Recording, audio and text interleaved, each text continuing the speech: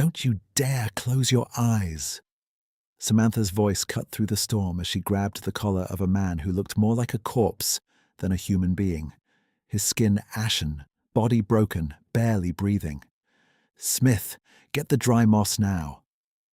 Are you mad? Her brother choked. Look at his boots, those silver buckles. If the soldiers find us with him, they'll hang us before we can speak. He's breathing, Smith. That's the only thing that matters. Samantha ignored the stinging cold in her fingers as she pressed a scrap of her own linen undershirt against the jagged wound in the man's side. Every pulse of red onto the white snow felt like a ticking clock.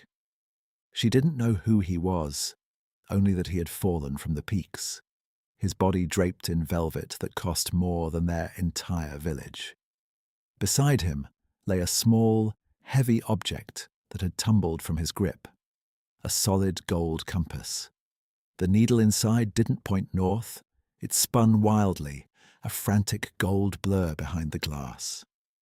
Samantha shoved the strange device into her pocket, the cold metal burning against her thigh. He's a ghost, Sam, Smith whispered, stepping closer but keeping his hands tucked into his armpits for warmth. Nobody comes up here unless they're running from the king. We have nothing. No food, no wood, and now we have a body to hide. He isn't a body yet. Samantha gripped the man's shoulders. She was used to being the girl who carried the weight, the water from the well, the blame for her brother's mistakes, and the constant, gnawing hunger in her stomach. She began to drag him towards the mouth of the shallow cave they called home. "Help me, Smith! Grab his legs!" Together they hauled the stranger into the shadows. The smell of damp earth and old smoke swallowed them. Samantha leaned over him, her breath coming in ragged silver clouds. She watched for the rise and fall of his chest. It was shallow, weak. She reached out to brush a frozen lock of hair from his forehead, her touch light and tentative. The moment her skin touched his hand shot up. It was like a lightning strike. His fingers clamped around her throat with the calculated precision of a predator. Smith let out a stifled yelp and backed into the stone wall, his boots skidding on the dirt. The man's eyes snapped open. They weren't clouded with pain. They were a piercing, icy blue that seemed to cut through the darkness of the cave. He didn't look like a man who had just cheated death. He looked like a man who owned the very air they were breathing. Samantha froze. The golden compass in her pocket felt like it was vibrating against her skin. "You are hurting me," she managed to choke out, her eyes locked onto his. The stranger didn't flinch. He didn't let go. He leaned forward slightly, his voice dropping to a low, gravelly frequency that made the loose pebbles on the cave floor vibrate. It wasn't a plea. It wasn't a thank you. "Silence the boy," the man commanded. Samantha's heart hammered against her ribs. "He's my brother. He helped save you." The man's grip didn't loosen, but his gaze shifted to Smith, then back to Samantha. A terrifying authority radiated from him, a weight that made the small cave feel like a massive, suffocating hall. "I am the Duke of Crestmont," he said, and the name alone seemed to make the temperature drop. "You will go to the West Watchtower. You will find a man named Thorn. Tell him the eagle has fallen." "I can't leave my brother alone here," Samantha said, her voice trembling but firm. "And you're bleeding. You won't last an hour." The Duke pulled her closer, his face a mask of brutal determination. "You do not understand. If you fail to deliver that message, this mountain will burn before the sun sets. Your life, his life, and every soul in the valley belongs to me now." He let go of her neck, and Samantha fell back, gasping for air. She looked at the man who had been a dying stranger moments ago. He lay back against the dirt, his eyes closing, but the command still hung in the air like a death sentence. Smith was shaking, his eyes wide as he looked at Samantha. What do we do? Samantha reached into her pocket and felt the cold, gold weight of the compass. The needle was still spinning, lost and directionless. She looked at the Duke, then at the storm raging outside. "We do what he says," she whispered. She realized then that her life had ended the moment. He opened his eyes and something much darker had begun. "Hold this against the wound, Smith. Do not let go, even if he groans." Samantha stood up, her knees popping like dry twigs. Her brother took her place by the Duke's side, his small hands trembling as he pressed the blood-soaked linen into the stranger's silk-clad ribs. The cave was a cramped rib cage of a place, smelling of wet stone and the bitter metallic tang of the Duke's blood. Samantha moved to the back of the cave, reaching for a cracked wooden bowl. Her fingers brushed against a small, velvet-lined box tucked into a crevice in the rock. It was the only thing she had brought from their old life, the life before the fire, before the debts, before they became the scavenger rats of the Iron Ridge. She opened the box. Inside lay a single, ivory hair comb carved into the shape of a blooming lily. "Sit still, Samantha," her mother's voice whispered in her memory. "A lady's value is found in her stillness. If you are quiet enough, the world will forget you are there, and that is where your safety lies." But the world hadn't forgotten them. Her father's investments had turned to ash, and the creditors hadn't cared about stillness. They had taken the silk, the lavender, and eventually the mother who had tried so hard to be invisible. Samantha's thumb traced the jagged tooth of the comb, broken during the night they were cast out, when she had used it to pry open a locked drawer to steal enough bread to keep Smith from starving. That was the day the stillness died. That was the day the stillness died. She had learned that being unseen wasn't safety. It was a slow, quiet erasure. "Samantha, he's looking at me again." Smith's voice snapped her back to the present. The lavender scent was replaced by the stench of iron and rot. She shoved the ivory comb back into the crevice and returned to the Duke's side. He wasn't looking at Smith. His icy blue eyes were fixed on the ceiling of the cave, tracking the slow drip of water from a stalactite. He looked like he was counting the seconds of his own life. "The compass," the Duke rasped. His voice was a serrated blade. "Give it to me." Samantha reached into her pocket and pulled out the gold device. In the dim light of their single tallow candle, the gold seemed to glow with a sickly, unnatural light. The needle was still spinning, a frantic, rhythmic blur that matched the pounding of her own heart. "It won't stop," she said, holding it out but not letting go. "It's broken." The Duke let out a breath that was half laugh, half wheeze. "It is not broken, girl. It is searching. It points to the one thing in this world that cannot be bought." He didn't take the compass. Instead, his fingers closed around her hand, forcing her to hold the device. "Why do you hide your strength?" he asked suddenly. The question was so sharp, so out of place, that Samantha flinched. "I don't hide anything," she whispered, her mind flashing back to the ivory comb, to the years of swallowing her words so Smith could eat, of making herself small, so the village guards wouldn't notice two orphans living in a hole. "I survive, that's all." "No," the Duke said, his gaze finally shifting to hers. It was a heavy, suffocating look. "You move like a servant, but you watch like a general. You have the eyes of someone who has been betrayed by everyone they ever loved, yet you still stay to guard a boy who can offer you nothing." He looked at Smith, who was shrinking into the shadows, then back at Samantha. "You are a ghost by choice," the Duke continued, his grip tightening. "But even ghosts can be summoned." Samantha pulled her hand away, her heart racing. "I am going to the tower. Not for you, not for your eagle. I'm going because if the mountain burns, Smith burns with it. But as she looked at the Duke, a man who saw through her layers of dirt and rags as if they were glass, she realized the silence was over. She turned to Smith, her voice hardening. Lock the entrance behind me. If anyone other than me knocks, you go out through the back crawl space. Don't look back. Samantha, wait. Smith grabbed her sleeve. The compass. You're still holding it. She looked down. Her white-knuckled fist was clamped around the gold casing. The needle inside had stopped. It wasn't spinning anymore. It was pointing directly at her chest. The Duke's eyes narrowed, a strange, knowing shadow crossing his face. Go, he commanded, his voice sounding more like an owner than a patient. The needle has found its north. Do not make it wait. He had looked at the girl who was supposed to be invisible, and he had truly seen her.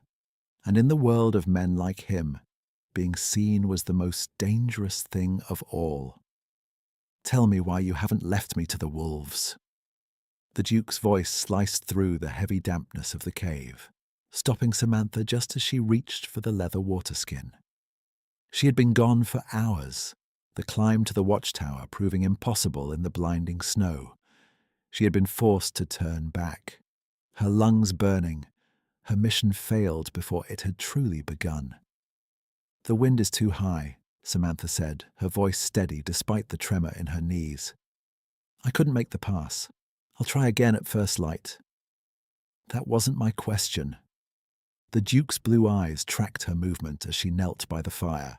He wasn't looking at her rags or the dirt under her fingernails. He was looking at the way she held her shoulders, straight, unyielding, a posture that didn't belong to a mountain scavenger. You have the golden compass of Crestmont in your pocket. You could sell it and buy a farm in the lowlands. You could leave the boy, leave this frozen hell, and never look back. Yet, here you are washing my blood from your hands with melted snow. Samantha dipped a cloth into the warmed water. If I left you, Smith would never forgive me. And if I sold that compass, men like you would find me within a week. I'm not kind, Your Grace. I'm practical. She approached him, the cloth dripping. The space between them felt charged, like the air before a lightning strike. Approach, he murmured. You move with a grace that wasn't learned in a hovel, he said softly. His gaze dropped to her hands. They were scarred red from the cold, but her fingers were long and slender. He reached out slowly, deliberately, and caught her wrist. She didn't pull away. She couldn't. His touch was like a brand, a terrifyingly intimate connection that stripped away her defenses. Your heart is racing, he whispered. Are you afraid of me? I'd be a fool not to be, she replied, her breath hitching. No. He turned her hand over, examining her palm. You aren't afraid of what I will do to you. You are afraid of what I am seeing. You have spent so long pretending to be nothing, Samantha. You've built a cage out of silence and shadows. You think you are invisible because you stay quiet, he continued, his voice a low, melodic vibration. But your eyes give you away. They are the eyes of a woman who was born to rule, not to hide in a hole with a shivering boy. You don't know anything about me, she snapped, finally wrenching her hand back. The heat where he had touched her lingered like a burn. I know that the compass stopped spinning for you, he said, his voice dropping an octave. It hasn't pointed north in 3 generations. It points to the blood of the true line. It points to the one who is supposed to wear the crown of thorns. Samantha felt the blood drain from her face. She reached into her pocket, her fingers brushing the cold gold of the device. It's a broken toy, nothing more. Is it? The Duke leaned forward, a grimace of pain crossing his features, but his intensity never wavered. Bring it here. Reluctantly, she pulled the compass out. As it hovered between them, the needle didn't vibrate. It didn't spin. It remained locked, pointing directly at the center of Samantha's chest. The Duke reached out and touched the glass casing. His finger was inches from her hand. My family has searched for the lost branch of the Crestmonts for 80 years. We thought the fire in the capital had ended the bloodline. We thought we were the only ones left. He looked at her again, and this time there was something new in his expression. It wasn't just authority, it was suspicion. A cold, calculating hunger. "Who was your mother, Samantha?" "She was a shadow," Samantha said, her voice rising in defensive anger. "She was a woman who died of hunger and cold while the true lines were busy burning cities. She taught me that the only way to stay alive is to be nobody." The Duke sat back, a thin, dangerous smile touching his lips. "She taught you well. You are the perfect hiding place. But the eagle hasn't just fallen, Samantha. It has found its nest." As she tucked the gold compass back into her pocket, she noticed something she hadn't seen before. On the back of the device, tiny, microscopic letters were etched into the gold. "Property of the Queen's first daughter." Samantha's hand trembled. She looked at the Duke's silk coat, at the silver buckles, and then at her own dirt-stained fingers. He was waiting to see what she would do once she realized she was the very thing his family had been trying to kill for a century.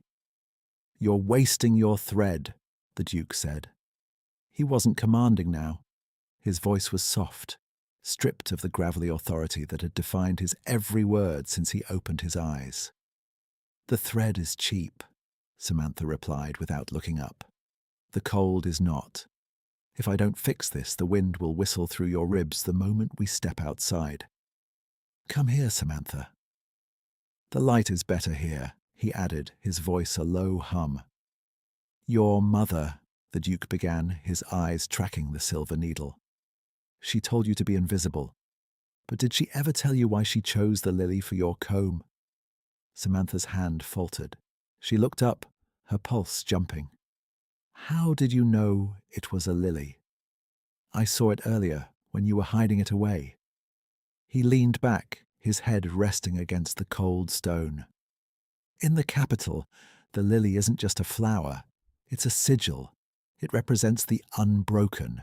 It's the mark given to those who survive the things meant to destroy them." He looked at her then, not with the calculating gaze of a duke, but with a strange, quiet curiosity. "You think you are a scavenger," he said. "You think you are the dirt on the floor of this cave.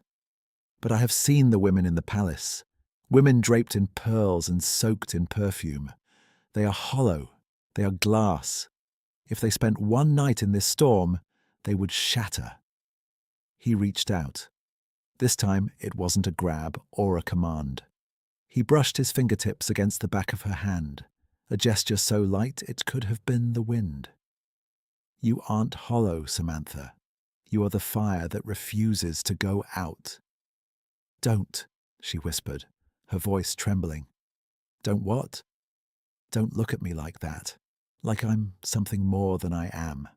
It makes it harder to do what needs to be done." "And what is it that needs to be done?"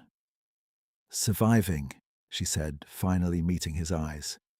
"Keeping Smith alive, finding enough grain to last the winter. That is my life. I don't have room for lilies or sigils or whatever ghosts you're hunting." The Duke didn't look away. Instead, he did something that shocked her. He reached into his own tunic and pulled out a small, leather cord tied around his neck. Hanging from it was a simple iron ring, battered and devoid of any gems.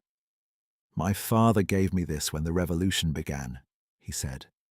"He told me that power isn't in the gold you wear. It's in the people who remember your name when you have nothing left. I haven't worn a crown since I was a boy, Samantha. I have been running, fighting, and bleeding for a throne I'm not even sure I want." He took her hand, the one holding the needle, and placed the iron ring in her palm. "For the first time in 10 years, he murmured, "I am not looking at a subject. I am not looking at a pawn. I am looking at someone who saved a man when she had every reason to let him die."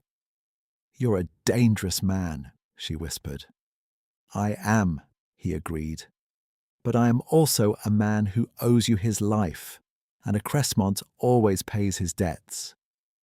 The storm is breaking, the Duke said, his voice returning to a low, steady tone.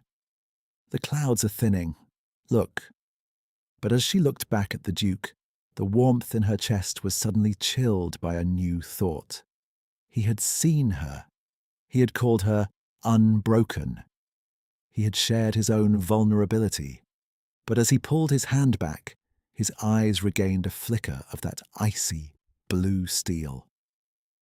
He began to adjust the silk coat she had been mending, his movements becoming sharp and purposeful again. When we reach the tower, he said, the softness gone, they will recognize the compass. They will recognize you. You realize that, don't you? Samantha felt the iron ring in her hand. What do you mean? The people I am meeting. They aren't just soldiers. They are the survivors of the old guard.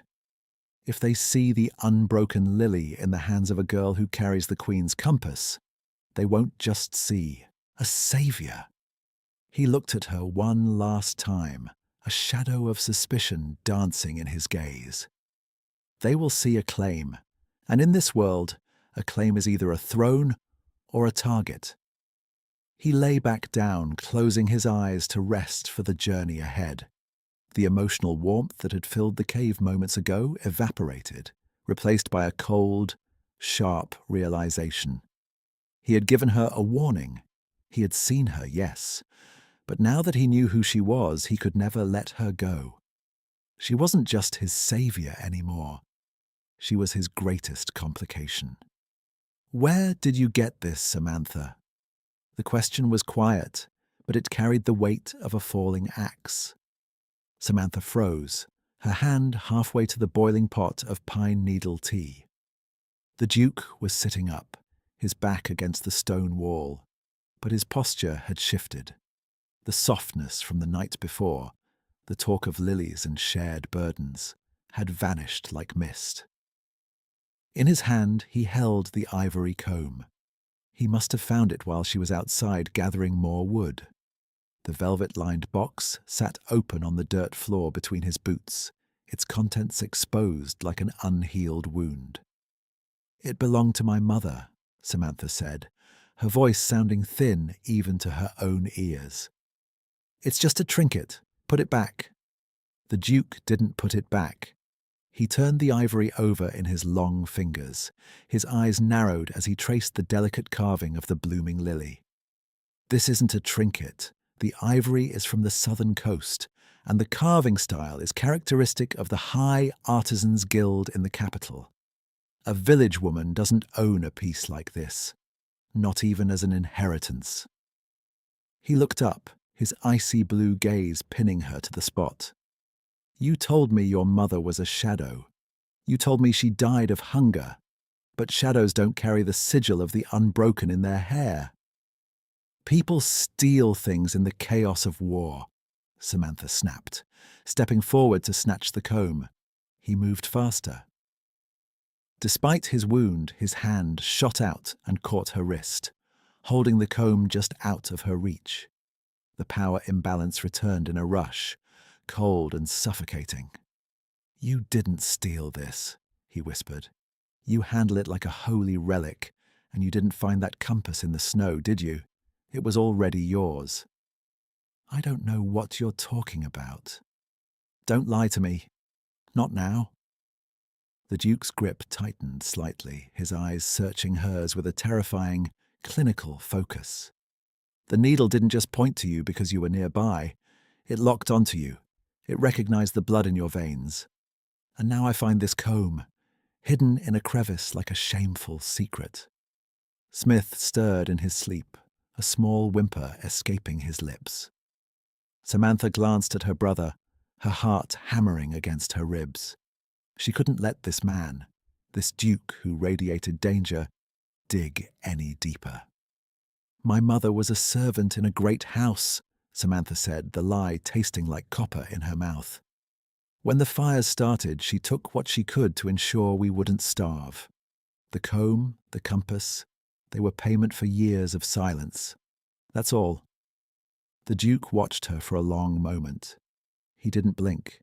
He was observing the way her eyes darted towards Smith, the way her breathing had become shallow, the way she refused to look at the ivory lily. "A servant," he repeated, his voice devoid of emotion. "Yes." He slowly released her wrist and placed the comb back into the box. "Then you won't mind if I keep the compass for safekeeping until we reach the tower, since it's just a stolen piece of gold to you." Samantha felt the weight of the device in her pocket. It felt like a lead weight. "I'll keep it. I've carried it this far." "I wasn't asking, Samantha." "Your mother taught you to be invisible," the Duke said suddenly, breaking an hour-long silence. "But who taught you how to sharpen a knife like a palace guard? You don't use a whetstone like a mountain girl. You use long, even strokes, the way they teach the king's personal security." Samantha didn't stop. The shirt of the metal was the only thing keeping her from screaming. "I taught myself. When you're alone on a mountain, you learn quickly or you die." "You are very good at learning, it seems," he murmured. As the sun began to set, casting long, bloody streaks across the snow outside, the Duke pulled a small, crumpled piece of parchment from the inner lining of his silk coat. He didn't show it to her. He began to write using a small charcoal stick, his eyes flickering toward her every few seconds. "What are you doing?" she asked. "Writing the report for Thorn," he said without looking up. "Telling him what to expect when we arrive." "And what are you telling him to expect?" "I'm telling him that the eagle has fallen," he said softly, "and that I may have found something in these woods far more valuable and far more dangerous than a lost duke." Samantha lay next to Smith, her hand gripped tight around the gold compass in her pocket. The needle was still pressing against her palm, pointing true. She looked at the Duke's silhouette. He was no longer a man she had saved. He was a hunter who had realized he was sharing a cave with his most elusive prey. "Smith, stay behind me," Samantha whispered, her hand hovering near the heavy bulge of the gold compass in her pocket. "And keep your mouth shut, no matter what you see." They were halfway up the Ridge of Tears when the first sign of trouble appeared.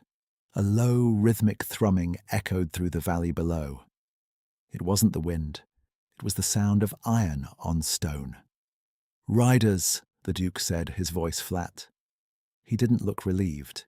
He looked at Samantha, his eyes scanning her face for a reaction. "Thorn's men wouldn't be in the valley. Those are the king's scouts. They're hunting for the man who escaped the ambush." "They'll see our tracks," Smith whimpered, clutching Samantha's cloak. "Sam, they're going to find us." "Quiet, Smith." Samantha looked at the narrow ledge above them. It was a steep, dangerous scramble, but it was the only way to stay out of sight. "We have to go higher, now." They scrambled up the jagged rock face, the Duke's breath coming in sharp, pained whistles. Samantha reached down to heave him up the final ledge, her muscles screaming. As she pulled him up, his weight shifted, and the iron ring he had given her, now threaded on a string around her neck, slid out from beneath her tunic. It dangled in the air, a dull grey contrast against the blinding snow. The Duke's hand snapped out, catching the ring before it could swing back. He didn't let go. He held the iron circle, staring at it, then up at Samantha's panicked eyes. The proximity was suffocating. She could smell the cold iron and the faint, lingering scent of the lavender her mother used to wear, trapped in the fibers of her old shawl. "You're wearing it," he murmured. The suspicion that had dominated his face for the last 12 hours flickered, replaced by a momentary, haunting softness. "I didn't want to lose it," she lied, her heart thundering. The sound of the riders grew louder. The jingle of harness and the bark of a command drifted up from the trees below. "Give me the compass," the Duke said, his voice returning to a sharp, commanding edge. "If they catch us and find it on you, they will kill you slowly. If I have it, I can claim I stole it. It's your only chance to remain invisible." The power imbalance was a physical weight. The Duke stood over her, his presence demanding submission. "No," she whispered. "I keep it. Samantha." "Get down," she hissed, shoving him toward a shallow overhang of rock. Two riders emerged from the tree line below, their cloaks the color of dried blood, the king's guard. They stopped, their horses huffing white plumes of steam. One of them pointed towards the ridge, his gloved hand tracing the messy path they had carved through the snow. Samantha pressed herself against the cold stone, pulling Smith under her arm. She felt the gold compass pressing into her hip, a silent, vibrating secret. "They're looking right at us," Smith breathed, his voice trembling. "Don't move," Samantha commanded. She reached into the crevice of the rock and grabbed a handful of loose shale and snow, ready to throw it as a distraction if they started to climb. The lead rider squinted toward their position. He reached for a spyglass at his belt. In that moment, the Duke did something Samantha didn't expect. He leaned across her, his body shielding hers, his hand resting firmly over the pocket where the compass lay. It wasn't a gesture of protection. It was a gesture of ownership. He was marking her, claiming the secret even as he hid it. "If they come up," the Duke whispered in her ear, his breath warm against her frozen skin, "I will draw them away. You take the boy and run toward the tower. Do not look back. Do not wait for me." "Why?" Samantha asked, looking into those icy blue eyes. "You said my life belongs to you now." "It does," he said, and for the first time, the words didn't sound like a threat. They sounded like a vow. "And I do not let others destroy what is mine." The rider lowered his spyglass. He said something to his companion, shook his head, and turned his horse back toward the valley floor. The sound of the hooves faded into the distance. The tension broke, but the air remained thick. The Duke didn't move away. He stayed close, his hand still resting over the compass in her pocket. "They'll be back with more men," the Duke said, his voice low and urgent. "We have 3 miles to the tower. We move now." They reached the base of the west watchtower just as the sun began to dip behind the peaks. The stone structure loomed over them like a giant's finger, grey and forbidding. "Wait," the Duke said, halting them behind a cluster of frozen pines. He pulled the crumpled parchment from his belt, the letter he had written the night before. "Smith, take this, run to the door. Knock 3 times, then twice. Give it to the man who answers. Tell him the Duke is at the gate." "Sam?" Smith looked at her, his eyes wide. "Go, Smith. It's okay." As her brother ran toward the tower, the Duke turned to Samantha. He reached out and grabbed her shoulder, spinning her around to face him. "This is the last moment you will be Samantha the scavenger," he said, his voice intense, almost desperate. "Once those doors open, the world will know you. The compass will be seen. The lily will be recognized." He reached into her pocket, and this time, she didn't stop him. He pulled out the gold compass. The needle was locked firmly on her heart. "Tell me the truth. One last time," he whispered. "Did your mother tell you to stay quiet because she wanted you safe, or because she was afraid of what you would do if you knew you were a queen?" Before she could answer, the heavy iron doors of the watchtower groaned open. A dozen men in silver-trimmed armor stepped out, their swords drawn, their eyes searching the shadows. "The Duke!" one of them shouted. "He's alive!" The men rushed forward, surrounding them in a sea of steel and shouting. Samantha felt herself being pushed back, separated from the Duke by a wall of armored shoulders. "Wait!" the Duke shouted, his voice echoing off the stone walls. "The girl! Bring her!" A tall man with a scarred face, Thorn, stepped forward, his eyes falling on Samantha. He looked at her rags, then at the Duke, who was holding the gold compass aloft. Thorn froze. His gaze dropped to the compass, then travelled slowly up to Samantha's face.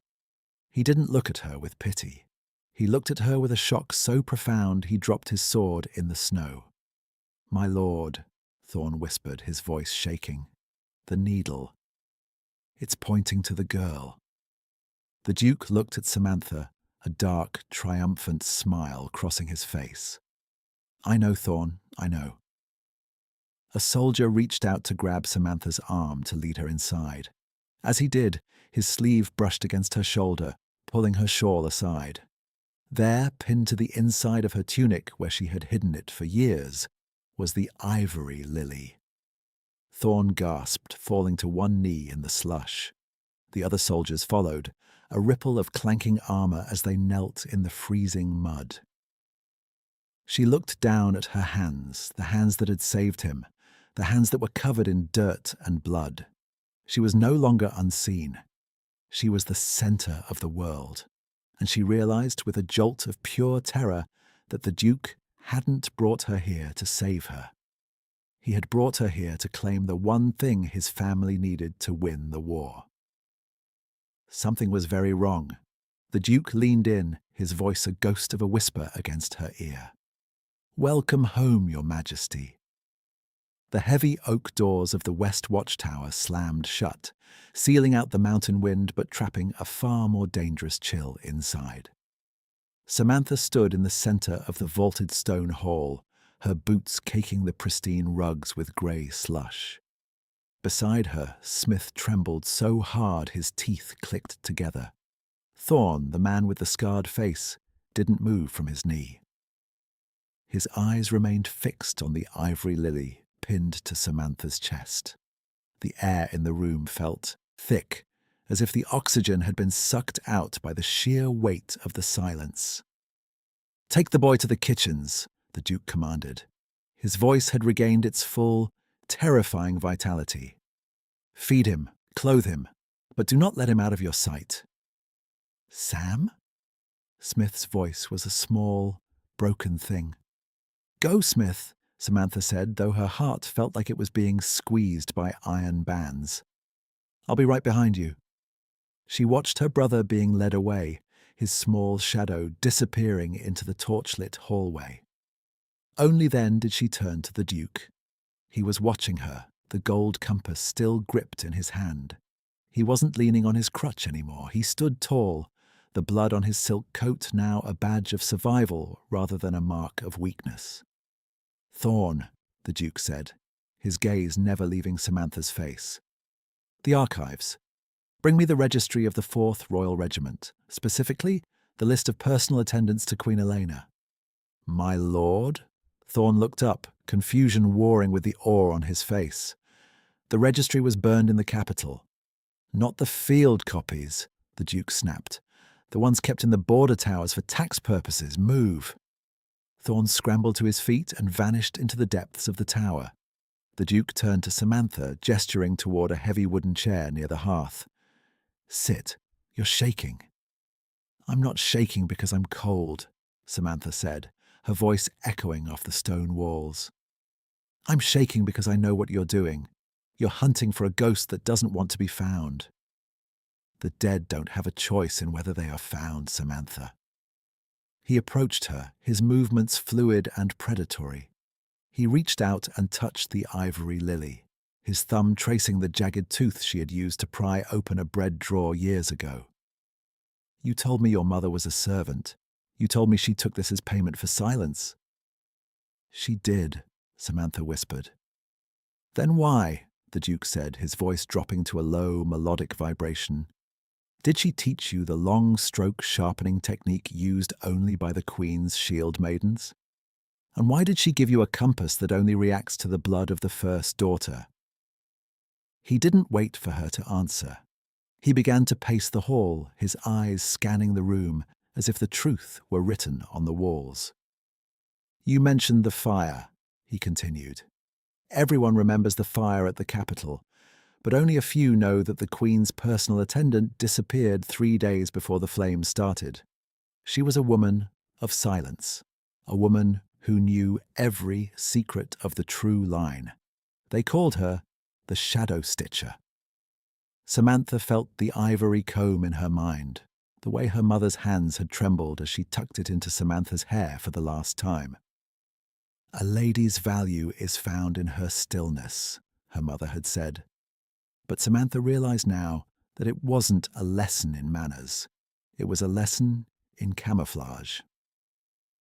Thorne returned, breathless, carrying a dusty, leather-bound ledger. He laid it on a table under the flickering torchlight. The Duke flipped through the pages with a frantic, controlled energy. He stopped near the end, his finger dragging across a line of faded ink. "Here," he whispered. "Miriam Thornwell, attendant to the first daughter, specialist in defensive arts and encryption." He looked at Samantha. "Your mother's name was Miriam, wasn't it?" The Duke reached into his pocket and pulled out the iron ring he had given her in the cave. He held it up to the light of the fire. "Last night, you told me your mother was a shadow who died of hunger. But shadows don't possess the skill to hide a royal heir in plain sight for 15 years. They don't have the discipline to raise a girl who watches like a general while she's starving." He walked to the table and picked up a small, rusted sewing needle, the one Samantha had used to mend his coat. He held it next to the ivory lily. "Look at the stitchwork on my coat, Thorne," the Duke commanded. Thorne leaned in, squinting at the midnight blue silk. It's a double-cross stitch, tight, hidden. It's the same technique used for the royal tapestries." "It's the shadow stitch," the Duke corrected. He looked at Samantha, his eyes burning with a dark, triumphant clarity. "The same stitch Miriam used to hide messages in the Queen's hems. The same stitch you used to save my life." "You aren't a servant's daughter who stole a trinket," he whispered. "You are the message your mother spent her life trying to deliver. You are the Queen's first daughter, hidden in the one place no one thought to look, among the discarded." Samantha felt the world tilting. The ivory lily felt heavy on her chest. No longer a memory, but a brand. "If you know this," Samantha said, her voice shaking with a sudden, sharp anger, "then you know what happens next. You know why she hid me. Because people like you don't want a queen. They want a symbol they can use to start a war." The Duke didn't flinch.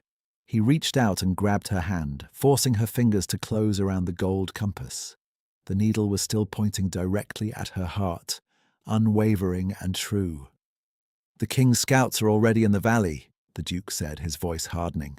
"They saw the compass. They saw the way Thorne knelt. They aren't just hunting for me anymore, Samantha. They are hunting for the girl with the lily." He looked at Thorne. "Send riders to the south. Tell them the true north has been found, and tell them to prepare the high chamber." "Wait!" Samantha stood up, her chair scraping harshly against the stone. "I am not going to any high chamber. I'm taking Smith, and we're leaving." The Duke's hand snapped out, catching her arm with that same steel trap grip from the cave. But this time, it wasn't about protection. "You don't understand," he said, his blue eyes turning to ice. "The discovery trail doesn't end with me. My scouts found the remains of your mother's shack in the valley 3 weeks ago. They found the hidden cellar. They found the other half of this." He reached into his tunic and pulled out a small broken shard of ivory. He held it up to her lily. It was a perfect match, the missing petal of the bloom. "They've been tracking the scent of this ivory for years," the Duke whispered. "The King's men aren't just close, Samantha. They've been waiting for you to lead them to the one man who could protect you." He leaned in closer, his voice a ghost of a warning. "They are at the gates, Samantha, and they aren't here for the Duke of Crestmont. They're here for the girl who saved him." Outside, a horn blasted, a long, low, mournful sound that shook the very foundations of the tower. Thorn drew his sword, his face pale. "They're here, my lord, the king's black guard. They're at the outer wall." Samantha looked at the iron ring around her neck, then at the gold compass in her hand. She could hear the thunder of hooves outside, the sound of a world coming to claim her. They were getting close. And for the first time in her life, Samantha realized that being unseen was no longer an option. The hunt was over, and the war had begun. "Get the boy out the back! I'm not leaving without him." Samantha gripped Smith's hand so hard her knuckles turned white. Her brother was a shell of a person, his eyes darting between the armed men and the heavy stone ceiling, as if it might collapse at any second. "You don't have a choice!" The Duke spun on her, his blue eyes no longer icy. They were burning. He grabbed her shoulders, his fingers digging into the thin fabric of her tunic. "Thorn, take the boy. If the Black Guard breaches the inner sanctum, he is a liability. They will use him to make her crawl." "No!" Samantha shrieked, pushing against the Duke's chest. The power imbalance she had navigated in the cave was gone. This was no longer a silent game of observation. It was a collision. "You're doing exactly what they want. You're taking the only thing I have left." "I am keeping you alive," the Duke roared, his voice vibrating through the stone. He signaled to Thorn. The scarred soldier grabbed Smith's arm. The boy let out a sharp, terrified cry, reaching for Samantha. "Sam! Sam, help me!" "Smith!"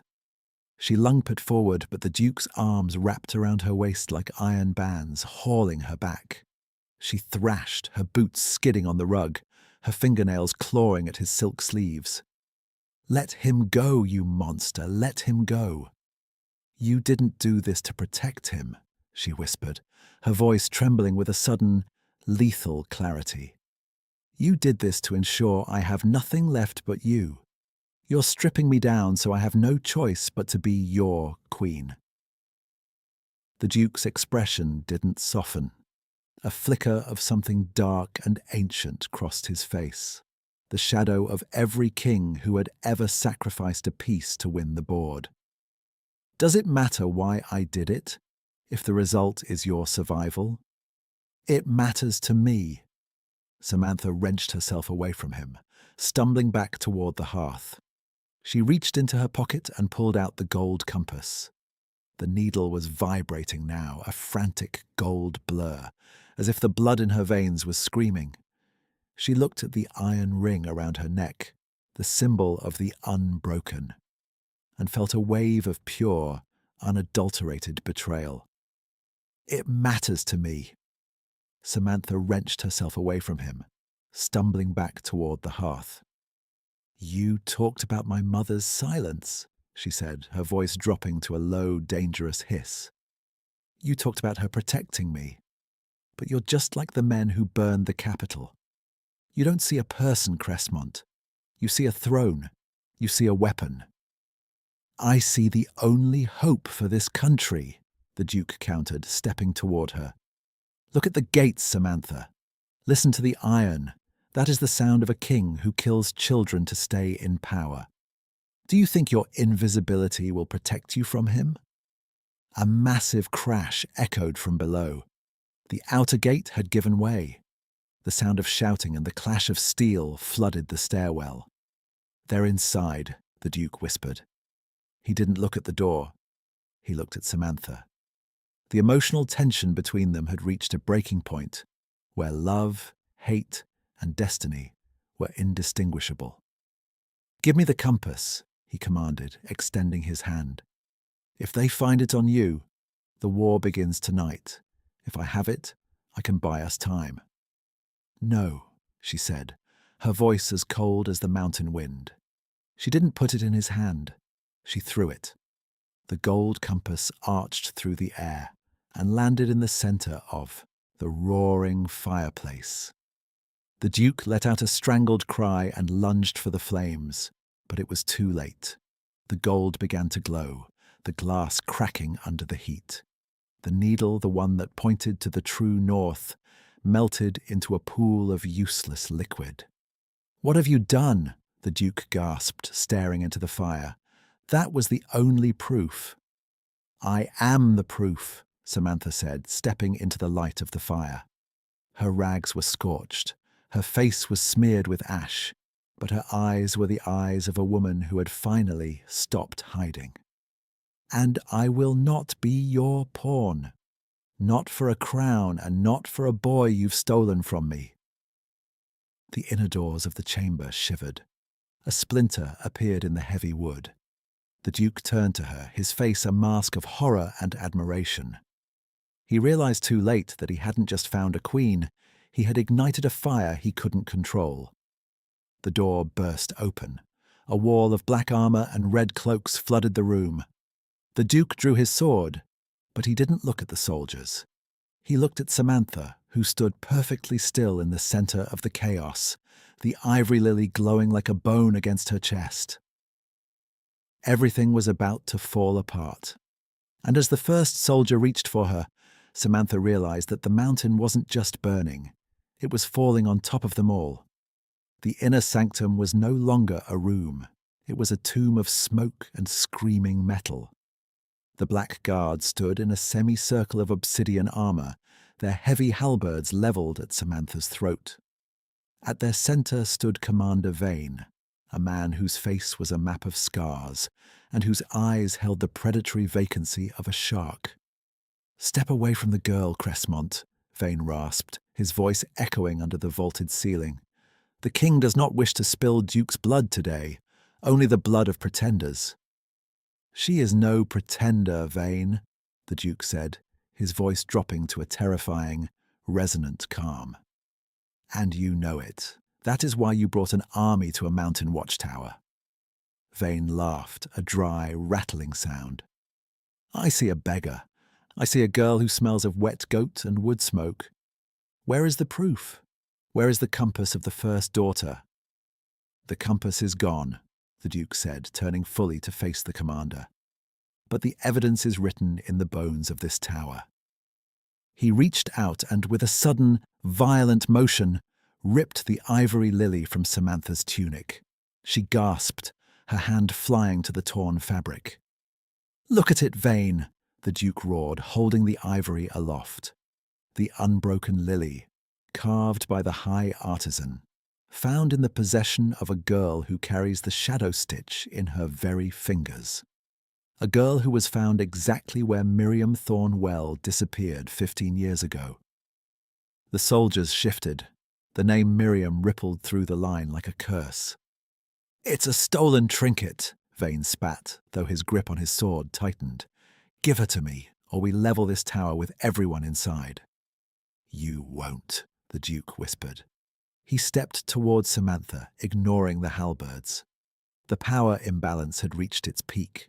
He loomed over her, the firelight casting his shadow across the stone like a giant. "Because you've seen her eyes. You've seen the way she doesn't flinch when the steel is at her neck. You've seen the queen." Samantha stood frozen. The silence in the room became a physical weight, pressing the air from her lungs. She looked at the Duke, waiting for the betrayal to reach its final form. "Tell them, Samantha," the Duke commanded. It wasn't a request. It was an accusation. "Tell them who taught you to hide. Tell them why you burned the only thing that could save your brother's life." Samantha's voice was a ghost of its former self, but it carried to the furthest corners of the hall. "My mother taught me that the truth is a death sentence. She taught me that the moment I became someone, I would belong to men like you, men who want to trade my life for a piece of land." She looked at Vane, then at the Duke. "You ask for proof. You ask for a confrontation. Here it is. I am the daughter of a woman who died in the dirt so I wouldn't have to wear your crown. If that makes me a queen, then the crown is made of ash." The Duke's face contorted. He reached out and grabbed her chin, forcing her to look at him. His touch was no longer soft. It was the grip of a man losing his last stake in a losing game.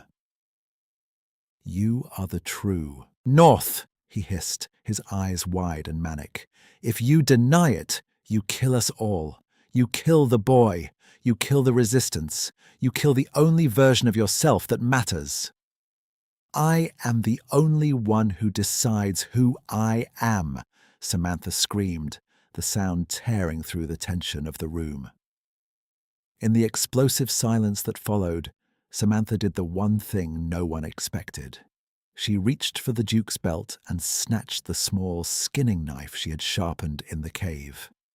With a single, fluid motion, the long stroke technique of a shield maiden, she drove the blade not at Vane, and not at the soldiers.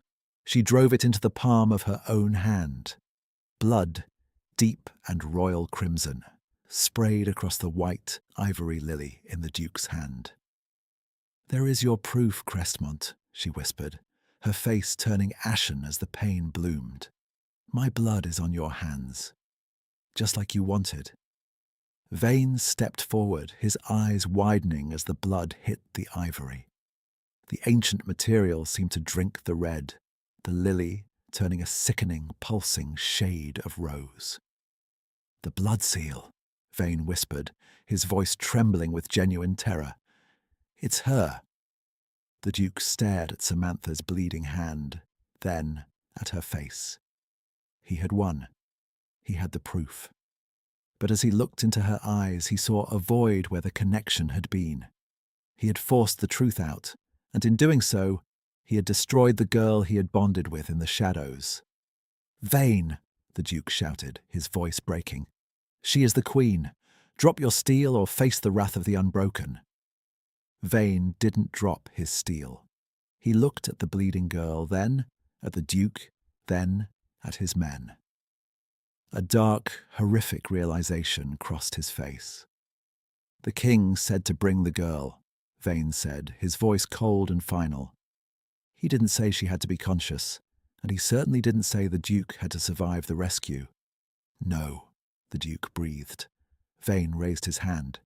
"Kill the Duke, take the girl, burn the rest." The room exploded into motion. The Duke lunged for Samantha, but a halberd caught him in the shoulder, throwing him back. Samantha felt a heavy, gloved hand slam into the back of her head. As the world turned to black, the last thing Samantha saw was the Duke reaching for her, his face a mask of agony, as the black guards swarmed over him like a tide of oil. "Vane!" the Duke shouted, his voice breaking. "She is the Queen. Drop your steel or face the wrath of the Unbroken." She didn't know if he was dying. She didn't know if Smith was safe. She only knew that the truth had finally come for her, and it had brought the end of the world with it. Her fate remained unwritten as the darkness swallowed the tower. The smell of lavender and smoke was the first thing to return. Samantha opened her eyes to a world of muted grey. She wasn't in a cell, nor was she in the high chamber of a palace. She was lying in a bed of furs in a small, hidden outpost on the far side of the Iron Ridge.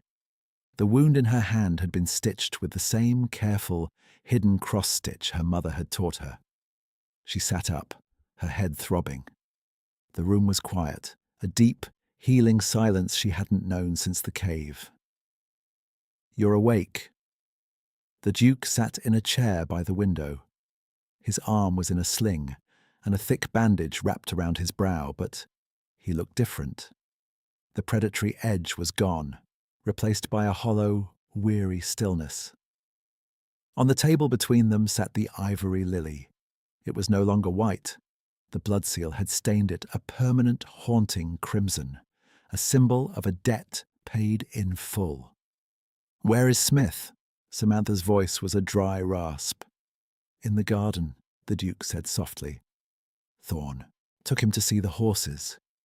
"He's safe, Samantha. The King's Guard believes you died in the fire that leveled the watchtower. I made sure of it." Samantha looked at her bandaged hand. "You lied to them. Again." "I gave them what they wanted," he replied, standing up with a pained grunt. "I gave them a story. I told them the pretender was lost to the flames, and the Duke of Crestmont was the only survivor. I've spent my life hunting for a queen to lead a war, but in that tower, I realized I was just hunting for another cage to put you in." He approached the bed and picked up the crimson lily. He held it out to her, not as a command, but as an offering. "You said your mother taught you that a lady's value is in her stillness," he murmured. "I used to think that meant being small. Now I know it means being the only thing that stays upright while the world is shaking." "What happens now?" she asked. "Now, the Duke of Crestmont is dead to the world," he said, a faint, genuine smile touching his lips. "And Samantha the scavenger is gone too. There is a small valley 3 days north of here. No kings, no wars, and no golden compasses. Just earth and sky." He reached into his pocket and pulled out the iron ring, the one he had given her in the cave. It was scorched from the fire, but unbroken. He laid it on her palm next to the lily. "I promised a Crestmont always pays his debts," he whispered. "I owe you a life of your own choosing." She turned back to the Duke. The power imbalance had finally leveled. They were just 2 survivors standing in the ruins of their old lives.